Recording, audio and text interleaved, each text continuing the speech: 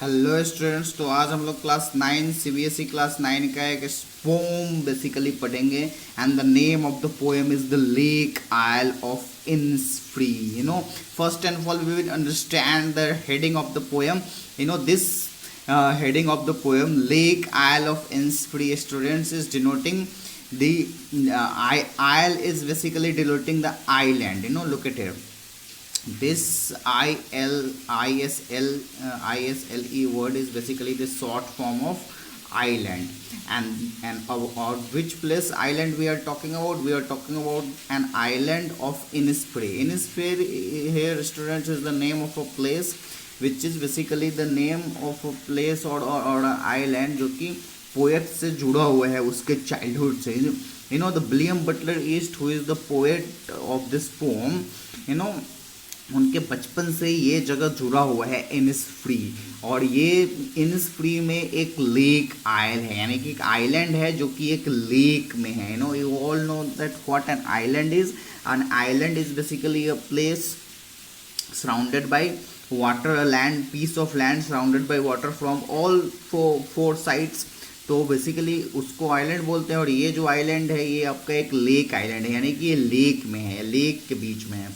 और इस आइलैंड ये आइलैंड आपका पूरा इनिसफ्री जगह, इनिसफ्री नाम के जगह पे है, और ये जगह जो है वो पोएट के बचपन से रिलेटेड है. That's what we have to read in this poem. of the poem is William Butler Yeats. He is the poet of this poem, and William Butler Yeats, students, is actually widely considered one of the greatest poets of the English language.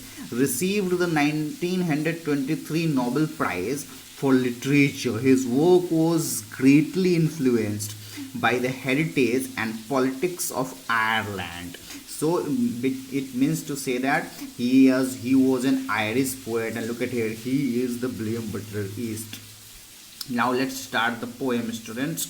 In the first stanza of the poem, this poem has been divided into 3 stanzas, and in the first stanza of the poem, the poet is talking about, I will rise and go now and go to Innisfree. In the first line of the poem, the poet is saying that कि मैं अब उठूंगा, I will rise like a sun and go now and go to Innisfree. उठूंगा और जाऊंगा. कहाँ पे जाऊंगा? Innisfree में जाऊंगा. Innisfree क्या है स्टूडेंट्स? Innisfree वो जगह है जहाँ पे वो लेक है, और जिस लेक पे ये आइलैंड है. Look at here, this is the island and this is the lake, and the whole place is basically is in the Innisfree. आपका पूरा जगह जो है वो इनिसफ्री जगह पे है, और ये लेक जो है वो इनिसफ्री में है, और इस इनिसफ्री में एक आइलैंड है, ये आइलैंड, ये जो आप पिक में देख रहे हो ये आइलैंड. और इस आइलैंड पे जो है वो पोएट जाएंगे, और वहाँ पे जाके क्या करेंगे?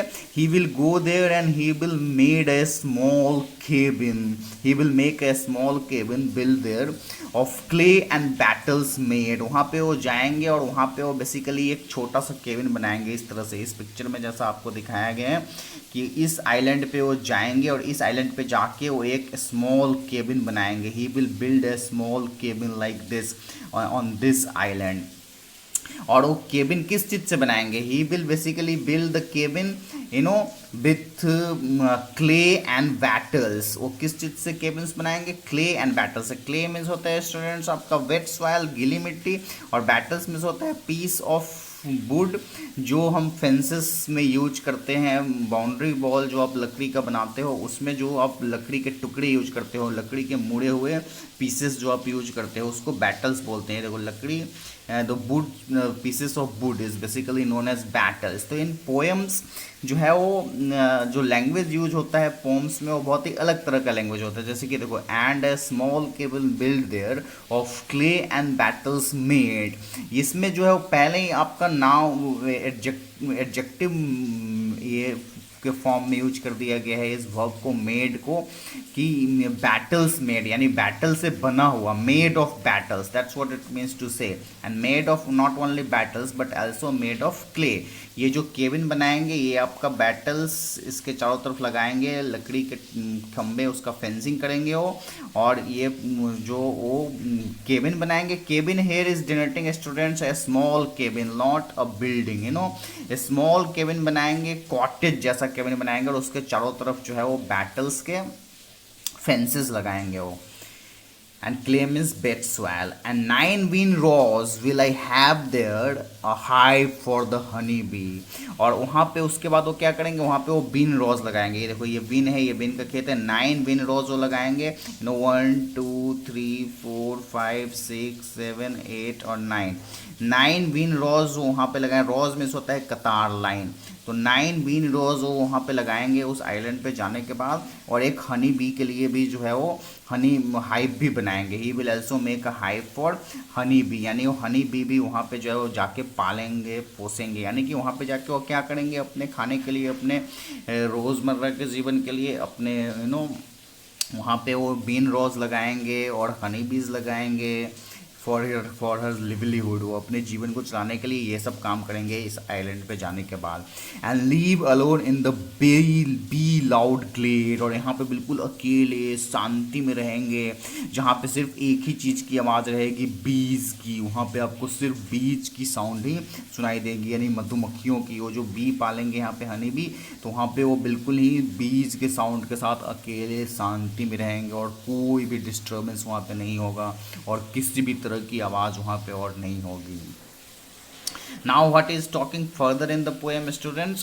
Now he is saying that and I shall have some peace there, for peace comes trooping slow। और वहाँ पे उनको पूरी शांति मिलेगी, क्योंकि पोएट जो है वो अभी एक अर्बन एरिया में रह रहे हैं, एक अर्बन लाइफ जी रहे हैं, और यहाँ पे उनको उनकी लाइफ में शांति नहीं है। जैसा हम सभी लोग जानते हैं कि अर्बन लाइफ में, सिटी लाइफ में हमारे पास शांति नहीं रहती है।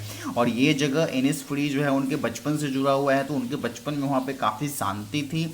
तो अभी जब वहाँ पे जाएंगे तो वो काफ़ी पीस फील करेंगे, तो वहाँ पे वो उनको बहुत पीस मिलेगा, क्योंकि पीस जो है वो धीरे धीरे आता है, ड्रूपिंग स्लो, यानी पीस कभी भी तेज़ी से नहीं आता है जब वहाँ पे वो रहने लगेंगे। क्योंकि अभी उनके लाइफ में बहुत अशांति है। He is not feeling peace, not living peaceful life here in the city. So when he will go to a lonely place like a lake island of Innisfree, there he would have quite a peaceful environment। और धीरे धीरे करके उनकी दिमाग में जो है वो शांति, उनकी मन शांत रहेगी, उनकी अंतरात्मा वहाँ पे शांत हो पाएगी। Drooping from the wheels of the morning to bear the cricket swings. और बेसिकली यहाँ पे ये प्रोसेस बता रहे हैं कि उनको ये शांति जो है वो बेसिकली कैसे कैसे वहाँ पे मिलेगी। वहाँ पे शांति तो धीरे धीरे आएगी, और शांति कहाँ कहाँ से आएगी। शांति आपको सुबह के उस मौसम से आएगी जब क्रिकेट स्विंग्स कर रहा होगा। यानी कि क्रिकेट यहाँ पे ये गेम वाला क्रिकेट नहीं है स्टूडेंट्स। क्रिकेट जो है वो बेसिकली यहाँ पे आपका ये वाला है, इंसेक्ट, ये वाला क्रिकेट है, ये इंसेक्ट है। और इस सुबह के टाइम में वहाँ पे कौन सिंगिंग करेगा, सिंगिंग करेगा नहीं, जो क्रिकेट का साउंड होता है ये कीड़ा, ये इंसेक्ट जो बोलते हैं कर कर, जनरली ऐसे साउंड ये निकालते हैं। तो इस साउंड यहाँ पे प्रोड्यूस होगा सुबह के टाइम में। इनसे इनकी मन को शांति मिलेगी। व्हील्स में होता है स्टूडेंट्स घूंघट, a piece of cloth which is used by women to cover her face. Women लोग जो है वो अपने फेस को कवर करने के लिए जो घूंघट यूज करती है उसको इंग्लिश में व्हील्स बोलते हैं। तो व्हील्स का यूज जो है वो dropping from the wheels of the morning to where the cricket swings, यानी कि सुबह की चादर हटने से, यानी कि सुबह जब खिलेगा, जब सन निकलेगा, और उस समय जो क्रिकेट के गाने, क्रिकेट के सिंगिंग से जो उनके मन में एक अलग तरह की धुन पैदा होगी, उस धुन से उनको शांति मिलेगी। There midnight's all glimmer and noon purple glow. वहाँ पे पूरा उनका दिन कैसे बीतेगा उसको डिस्क्राइब कर रहे हैं। वहाँ पे मिड नाइट में जो है वो आपको एक अलग ही तरह की चमक रहेगी। किस चीज़ की, मून की। वहाँ पे लाइट में मून जो है वो वाटर पे चमकेगा, और उसकी शैडो भी आप पानी में देख सकते हो, लेक वाले वाटर में। और उस और दोपहर के टाइम में एक अलग ही तरह का पर्पल लाइट क्रिएट होगा, सन की लाइट वहाँ पे आइलैंड में, और इन सब से उनको एक अलग तरह की शांति मिलेगी। And evening full of the linnet's beings. और उस जगह पे इनिसफ्री आइलैंड में उनका इवनिंग कैसे बीतेगा। इनिसफ्री आइलैंड में उनका इवनिंग जो है वो पूरे ये लाइनेट बर्ड होता है, और इसके पंख जो झड़ेंगे फेदर्स बर्ड्स के नीचे गिर जाते हैं कभी कभी उड़ते उड़ते, आप देखे होगे, जिसको आप कलेक्ट भी कर सकते हो। तो उनका शाम जो है वो पूरा का पूरा लाइनेट बर्ड के विंग्स के बीचों बीच गुजरेगा। And finally he is concluding his poem by saying that I will arise and go now for always night and day। और अब ये हमेशा के लिए चले जाएंगे कहाँ पे, इनिसफ्री आइलैंड पे, जहाँ पे उनकी बचपन की यादें जुड़ी हुई हैं, जहाँ पे उनको लग रहा है कि वो काफ़ी शांत लाइफ बिता पाएंगे, where he feels that he could spend a very peaceful life there. जबकि वो ये भूल रहे हैं कि शांति जो है वो जगह से नहीं हमारे माइंड से मिलती है। अगर हम मेंटली कहीं पे भी अगर पीस ढूंढें तो हमें मिल सकती है। It's all about the mental peace. लेकिन उनको मेंटल पीस उस आइलैंड पे मिलेगा, और कैसे मिलेगा वो पिछले स्टेंजा में वो डिस्क्राइब कर चुके हैं। I hear teak water lapping with low sounds by the shore. यहाँ पे जो है वो लेक के किनारे बैठ के वाटर लैपिंग की साउंड सुन के उनको दिल को जो है वो शांति मिलेगी। वाटर लैपिंग यानी वाटर जो हल्का हल्का सा ऐसे बहते रहता है और उससे जो साउंड आएगा हल्का बिल्कुल शांत sound of water lapping. Lapping means to say that the waves of water, the flowing, the water flowing, water के फ्लो करने से जो आवाज़ होता है उसको वाटर लैपिंग बोलते हैं। और ये साउंड वो किनारे पे बैठ के महसूस करेंगे और उनको पीस फील होगा। While I stand on the road वे और ऑन द पेमेंट ग्रे। और वो जब भी कहीं पे भी खड़े रहेंगे, चाहे वो रोड वे पे खड़े रहेंगे या पेमेंट्स पे खड़े रहेंगे जो ग्रे कलर का हो चुका रहेगा, इन सभी जगह पे खड़े होते हुए भी वो अपने दिल की गहराइयों तक उनकी जो है वो लेक के वाटर से जो आवाज़ आ रही थी वो आवाज़ गूंजेगी, चाहे वो कहीं पे भी रहेंगे, और वो अपने बिल्कुल हार्ट कोर में ये सब आवाज़ें सुन सकेंगे। In his hearts core, it means कि वो अपने दिल की गहराई में। सो स्टूडेंट्स, ये पोएम यहाँ पे कंप्लीट हो जाता है, और अभी हम लोग नेक्स्ट क्लास में कोई नेक्स्ट पोएम और कोई नेक्स्ट स्टोरी को जो है वो डिस्कस करें।